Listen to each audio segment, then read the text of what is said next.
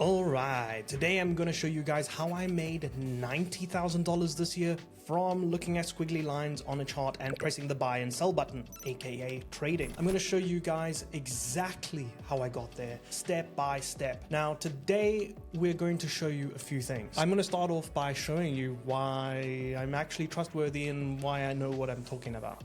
Okay, and it's pretty simple. I've done it. So essentially you can see there's three different prop firm companies here. This is actually the same company because, as some of you will know, Ascend X Capital turned into Quantecal. Really decent prop firm. We've also got Effexify, who have done a bulk of my withdrawals with this year so far. So you can see we've got about 45K's worth of Effexify withdrawals here and about 45K's worth of Quantecal / Ascend X withdrawals here. Again, all of this is verifiable. You can go to the prop firm and ask them themselves and they will say, I paid Ethan this much money. We hate him because he's making us poor. Just kidding. There's people earning a lot more from this than me, but I am still quite proud of how I've done so far. Now, the next thing we're going to learn is how to pick an actionable strategy. Okay, and I'm going to go into my custom strategy that you can just copy to get started. Okay, it may not work for you because you may want to swing trade trades, but the scalping strategy that I have works, and it works for a lot of people, and it only takes 45 minutes a day. Absolute game changer. Now we're also going to talk about how to master psychology, which a lot of people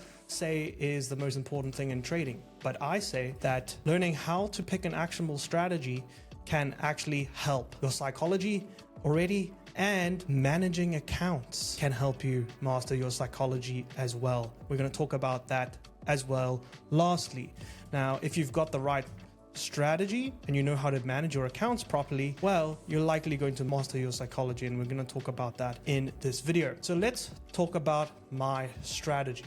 Okay, so my strategy is a simple strategy that we trade on the Nasdaq. Okay, and it only takes 45 minutes a day roughly to execute, which allows me to not think about trading for the rest of the day. Now, it's very important to understand that trading can be exhausting, like seriously exhausting. And if you have trades running 24/7 that you're swing trading and you have to check every hour, well, that can be psychologically exhausting. Trust me, I've done it. With this, I'm literally not thinking about trading until 5 minutes before New York Open. And as soon as I'm done, I close my laptop and I'm done for the day. So this has worked ridiculously well for me. So in simple, I'm going to show you how this works. Okay, again, I have many videos showing you how the strategy works. If you want to learn it in full, there's a link down below with a free training where you can learn this strategy in depth. Okay, so click on that and you'll be able to learn it for free. Now, the first thing we do is identify our 4-hour key levels. Okay, very simple. We identify 4-hour key levels. You can see here there is a level here where price has reversed from, and you can see here price has reversed from here multiple times, here and here. So we created a level here, and price is roughly in the middle here. So you can see price is roughly in the middle here. Now when price is in the middle, what kind of bias are we going to have? Well, we can go long or we can go short because we're roughly in the middle. Okay, if we were towards the bottom, we would only want to go long, all right? And we would only be able to go short if price broke underneath here. Okay, so that's how the 4-hour works. Then we're going to look at the 5-minute range that's created at market open. Okay, now once you identify the CME open range, okay, we're simply looking for a break and closure below that range. So how have we identified the range? Well, you can see here that price has created a zone here, okay, that was respected multiple times. Okay, so we would be looking for price to potentially go above. Okay, break above here, and price must break and close above here, or break and close below here. And price does decide to break and close here, okay? And then we wait for price to retest, okay? And this is at the market open, which is on this dotted line. So that's New York Open, which is roughly 9:30 a.m. New York time. Okay, now you can convert that to whatever time zone you want that applies to you. A lot of people ask me in the comments, what time is it for me? I'm in the Philippines. Well, how am I supposed to know? Simply type in 9:30 a.m. my time, okay? 9:30 New York time, my time, or wherever you're from, okay? The Google is an amazing tool that you can use. It's wonderful stuff. Then we've got simply our entry, okay? We're gonna go over that in the next slide, but essentially we're looking at something here, which is the 50 SMA. Okay, we want price to be below the 50 SMA if we're looking for sells, and if it's above, then we can look at buys. That is how we use the 50 SMA. Now you can simply add the 50 SMA to your chart, which is the 50 simple moving average, by clicking on indicators and searching for simple moving average, and then put the length of that moving average to 50. And that's the moving average that we utilize to basically dictate our direction. If price is below, we can sell, and price is above, we can buy. We also prefer to see this moving downwards, okay, if we're going for sells, and moving upwards if we're going for buys. Okay, it's that simple, seriously. Then in terms of actually getting into the trade, this is on the 1 minute time frame. We simply waited for price again to break and close here below our below our opening zone, and then we get in on the retest. Okay, this is on the 1 minute zone. Okay, the 1 minute time frame, so you can see the reaction. Once price comes up here and starts to react, we get in. Okay, we then go break even at 1 to 1. Okay, we go break even, and then we take profit at 1 to 2, and that's it. That's the strategy, and we're done within literally 45 minutes. You can see here's the open. Okay, probably like half an hour. Let me see. This was 40 minutes. Okay. Yeah. 50 minutes. We had already gotten into the trade here at roughly half an hour, and it was done in roughly 45 minutes. Okay. So that is my Nasdaq scalping strategy. Okay. One very important thing is picking a strategy that works for you and works for your lifestyle. Now, you also need to master psychology. How do we master psychology? Okay. Now, the 4 biggest psychological barriers to trading is fear of actually taking a trade, fear of execution. You've also got FOMO, fear of missing out on a trade. You've also got greed, which is a form of FOMO, okay? Because you're actually worried about a trade that you missed out on that could make you even more money. Then we've got overtrading, okay, which is another form of greed, okay? Which is essentially just you wanting to either make more money or make back money that you have already lost, okay? And that also feeds back into FOMO, fear of missing out on the winning trade. I've only taken a losing trade, maybe the next one is going to be a winning one, so you overtrade. Okay, those are the 4 biggest things that people trying to learn trading struggle with right now. Okay, so this is what they all mean. Overtrading is taking too many trades in a day. Greed is seeking more profit after a win. FOMO is jumping out of trades and missing a good one. Okay, so you want to make sure that you're not overtrading because of that. And then fear of missing out and fear of executing, hesitation due to previous losses. So this is how you create a solution for this. The solution is taking 1 trade a day. If you're only taking 1 trade a day, it's going to prevent you from chasing excessive gains. Okay, and it gives you 24 hours between trades, which means that you're able to reset your emotions in those 24 hours as much as possible. And this is going to prevent emotional overreaction, and it resets your mind. So 1 trade a day also stops you from FOMO and revenge trading. It's really easy to FOMO and revenge trade if you're taking multiple trades a day, because there is no emotional reset. 1 trade is very likely to get you to take another trade, whether it be a losing trade or a winning trade. It could still get you to take a bad trade next, because you're either going to be greedy and try to make extra money with the next trade because you're cocky, or you're going to try and regain your money and take a terrible trade next just to get that back and chase that feeling. Okay, again, emotional. So if you still feel like trading, move to demo accounts. Okay, one key thing I would say, do not trade your live accounts if you feel like taking the next trade on the same day. Move to a demo account.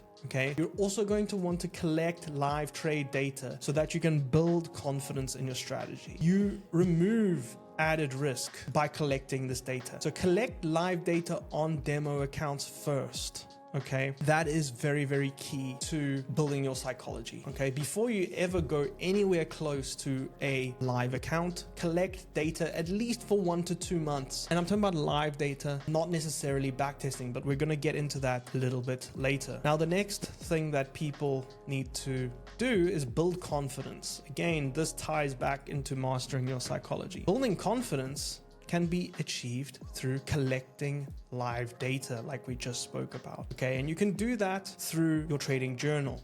or Notion. We've got one inside of our Discord, okay, which you can access. You can just click the link in the description to join our Discord, where we trade live every day as well. I trade the strategy that I was speaking about previously live every day and prove that I'm profitable. We've recorded every single trade and documented it within there. So before you kind of get stuck in on trading, it's also very important to have a session checklist, okay, so that you can be emotionally balanced. You want to make sure that you have a clear mind, do your breathing, whatever kind of stuff you need to do, say a prayer to whatever deity. And then you need to check your news events, okay? It's very important to check that there's no news events. You could be trying to trade on Thanksgiving, which was yesterday, and there'll be no trading data because you did not check the news. You may be in Singapore somewhere and there's no such thing as Thanksgiving. You don't know that it's on. You do not want to be trading if there's no volume or if there's a crazy psycho news event that's going to absolutely kill you. Now, you're going to want to do your 4-hour analysis and do your 5-minute analysis before you start getting involved in trades. And then you're going to want to figure out what your plan of action. So plan of action is, so if price breaks above this level, I'm going to get involved if price does this. If price breaks below this level, I'm going to get involved if price does this, according to the strategy. And if you're using this strategy, then you know exactly what to do. Okay, it's very, very simple. Then you're going to want to collect live data, and we do this through our trading journal. You can create one very easily through Notion. There are many different trading journals available. You can simply YouTube trading journal Notion and you'll find many that all work really, really well. This is the one that I use. Again, that should be available to you in our Discord for free. So you can see this shows the result, shows what session we traded in. It shows the pair that we traded in, the opening date, the close date, okay? And it also allows me to track my accounts as well, okay? So that's very, very important. And you'll eventually see that over a period of time, well, things have played out, haven't they? Or if you're making a mistake, you've got the data to be able to see where your mistake is coming. For example, am I trading too many pairs at once? Because remember, trading too many pairs at once leaves you open to risk. It leaves you open to making more profit, sure, but it also leaves you open to having larger losing streaks. So you may want to cut down on the amount of pairs that you trade and the amount of sessions that you trade. So like I was saying, you want to practice trading on a demo account for 1 to 2 months. Very, very, very important, okay? And you want to use templates to record and analyze live trade performance like this, okay? So live trading is going to also help you practice managing trades under real emotions, whereas back testing, okay, which a lot of people do, back testing kind of puts you in this gamifying mentality that I find. And some people find themselves back testing for months and months and months without actually getting into the real markets. And they become so detached from emotions that when they go into live markets, well, they're completely frazzled and they just can't deal with it, okay? So it's important that you collect live data. Then we're going to talk about risk management, okay? And this is what I do to risk management and pass challenges, okay? And this is with dynamic risk management. So what I do is I risk 1% per trade until I reach either minus 3% or plus 3%. At plus 3%, I increase my risk to 2% per trade, okay? And then at minus 3%, I decrease my risk to 0.5%. Now, what this allows me to do is to capitalize on winning streaks. And if we're in a winning streak, I can pass my evaluation of funded accounts very quickly. If we're in a losing streak, I'm very much less likely to lose that account because I'm starting to decrease risk as I go into drawdown. And then once we get back to the minus 2%, minus 1% level, we can go back to 1% risk. And then once we're in a winning streak again, we can up that risk. Okay, because remember, trading conditions change and we want to be striking while the iron is hot. And that is why we use dynamic risk management, so that we can capitalize on good market conditions and then reduce risk when we're in a losing streak. A lot of people quit trading because of losing streaks. A lot of people change strategy because of losing streaks, and they don't realize that that's just how the market works. Okay, you cannot just keep chopping and changing whenever you get into a losing streak. Now, the next very key thing is diversifying trades. Now, I was able to diversify my trades among accounts because I had multiple accounts. You want to have at least 3 to 4 accounts. So at the moment, I have 4 200K accounts currently that are active. And what I do is I don't take the same trade on each account. We want to diversify because we can separate a trade between accounts. So this is our 4 accounts. We can have a separate trade here on a Monday, separate trade here on a Tuesday, another trade here on Wednesday, and we actually make profit here, okay? And maybe another trade here on Thursday, and we also make a profit. So instead of, okay, in this situation, you would be break even. All right, you would be, well, actually in this situation, you would be positive, but you're now got a situation where you've got this account in a 2% profit because we're risking 1 to make 2. Okay, we've got this account in a 2% profit, and we've got this account in a -1 and this account in a -1. Whereas in this kind of situation, we would only be across all accounts, we would be up, I believe, -2, we'd be up 2% across all accounts. Okay, but the cool thing here is that if all of these are in drawdown, so for example, this was in drawdown, this was in drawdown, well, we're only -1%, whereas we would have been down -4%. And that's what the power of diversifying trades does. Okay, so the beautiful thing here is that even though we're -1 here and -1 here, well, we're up 2% here. And what we can then do is set these accounts aside and wait for payday. They're locked in, which means that I'm not so worried about what happens here because we've still got accounts to diversify across, and these accounts are going to be ready for me to trade again real soon and be fresh, okay? Plus, we've locked in 2% and 2%. On 100K accounts, that's $4,000. So you can see where I'm going with this, right? It makes a lot more sense doing this psychologically. And this all again ties back to how having good risk management, how managing your accounts properly, then allow you to master psychology.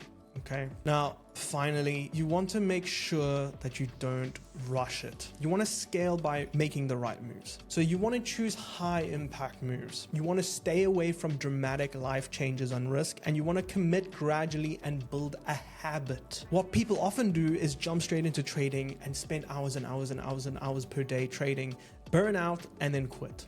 Okay, so you want to not just be watching trading content only without actually executing. And this is why trading is trading strategy that is only 45 minutes per day is really beneficial, because it's actually doable when you've got other stuff to do in your life. All right. Now, you don't want to be idling around without a plan. And this also goes for those of you who jump from strategy to strategy and are continuously changing up.